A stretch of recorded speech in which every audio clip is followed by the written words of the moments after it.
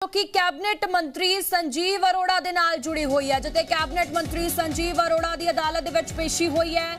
2 ਦਿਨਾਂ ਦੀ ਹੋਰ ਰਿਮਾਂਡ ਤੇ ਮੰਤਰੀ ਸੰਜੀਵ ਅਰੋੜਾ ਨੂੰ ਭੇਜ ਦਿੱਤਾ ਗਿਆ ਤਾਂ ਗੁਰੂਗ੍ਰਾਮ ਸਥਿਤ ਪੀਐਮਐਲਏ ਦੀ ਵਿਸ਼ੇਸ਼ ਅਦਾਲਤ ਦੇ ਵਿੱਚ ਉਹਨਾਂ ਨੂੰ ਪੇਸ਼ ਕੀਤਾ ਗਿਆ। 9 ਮਈ ਨੂੰ ਈਡੀ ਨੇ ਮੰਤਰੀ ਸੰਜੀਵ ਅਰੋੜਾ ਨੂੰ ਦੱਸ ਦਈਏ ਕਿ ਗ੍ਰਿਫਤਾਰ ਕੀਤਾ ਸੀ, ਜਿਸ ਤੋਂ ਬਾਅਦ ਹਾਲਾਂਕਿ ਈਡੀ ਦੇ ਵੱਲੋਂ 10 ਦਿਨਾਂ ਦੇ ਰਿਮਾਂਡ ਦੀ ਮੰਗ ਕੀਤੀ ਗਈ ਸੀ, ਪਰ ਅਦਾਲਤ ਦੇ ਵੱਲੋਂ 7 ਦਿਨਾਂ ਦਾ ਰਿਮਾਂਡ ਮਨਜ਼ੂਰ ਕੀਤਾ ਗਿਆ ਸੀ, ਜੋ ਕਿ ਅੱਜ ਖਤਮ ਹੋ ਰਿਹਾ ਸੀ।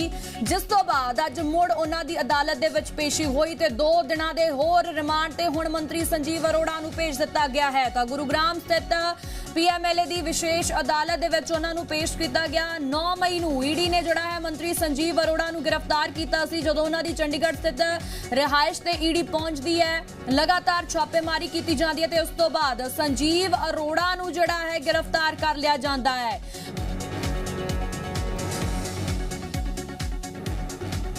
इस खबर से ज्यादा जानकारी के लिए मेरे नाल मेरे सहयोगी देवेंद्र भारद्वाज जुड़े हुए हैं। देवेंद्र, की कुछ जानकारी है? अज संजीव अरोड़ा नूं अदालत दे विच पेश किया गया सी, 2 दिनां दा होर रिमांड मिल गया है ईडी नूं।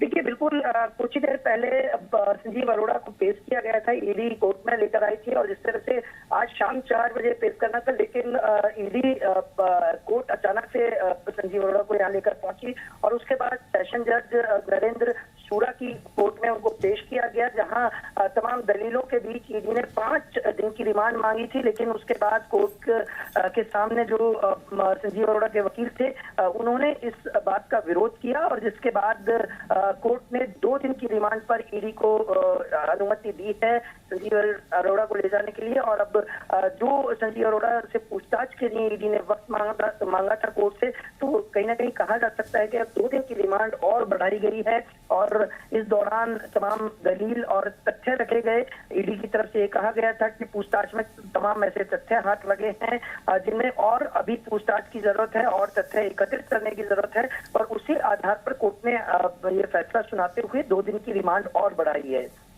देवेंद्र, जिस तरीके नाल पहला 7 दिनों का रिमांड ते संजीव अरोड़ा सन, हुण 2 दिनों का होर वधा दिता गया। 7 दिनों के दौरान कोई जानकारी सामने आई होवे, जिस तरीके नाल उन्हां तों पुछगिछ कीती गई होवे? देखिए, बिल्कुल ईडी की तरफ से जो तथ्य रखे गए थे, क्योंकि ईडी ने जब गिरफ्तारी की थी तो उसके बाद से उनको देर रात कोर्ट में पेश किया गया था। गुरुग्राम कोर्ट में जब उनको पेश किया गया तो उसके बाद उनको रिमांड पर दिया गया था। लेकिन रिमांड पर देने के बाद से अब जो ईडी ने तमाम तथ्य और दलीलें रखी हैं कोर्ट के सामने, उन दलीलों में यही कहा गया है कि पिछली रिमांड के दौरान जो पूछताछ की गई, जो तथ्य जुटाए गए, जो कागजात बरामद किए हैं, उसी आधार पर और भी अभी कुछ ऐसे तथ्य हैं जिन्हें जुटाना जरूरी है और वो पूछताछ और संजीव अरोड़ा की जो रिमांड है उसको और बढ़ाया जाए। और यदि उनको पुलिस हिरासत में रखा जाएगा तो निश्चित ईडी की हिरासत में रखा जाएगा तो निश्चित तौर पर इन तथ्यों को तुरंत जुटाया जा सकता है। और इसी आधार पर अब संजीव अरोड़ा को जब कोर्ट में पेश किया गया, जज नरेंद्र सूरा के सामने उनको पेश किया गया था और ईडी की तरफ से दलीलें रखी गई थी कि अभी फिलहाल जो तथ्य हैं वो तमाम तथ्य जुटाए गए हैं, उन तथ्यों को सामने रखा गया। उस पूछताछ के दौरान जो बातें पता लगी हैं ईडी को, वो बातें रखी गई और उसी के बाद अब कोर्ट की तरफ से, क्योंकि ईडी ने 5 दिन की रिमांड मांगी थी, लेकिन कोर्ट ने तमाम दलीलों के बीच 2 दिन की रिमांड और बढ़ाई है। जी जी, ठीक है देवेंद्र, जानकारी के लिए बहुत बहुत शुक्रिया।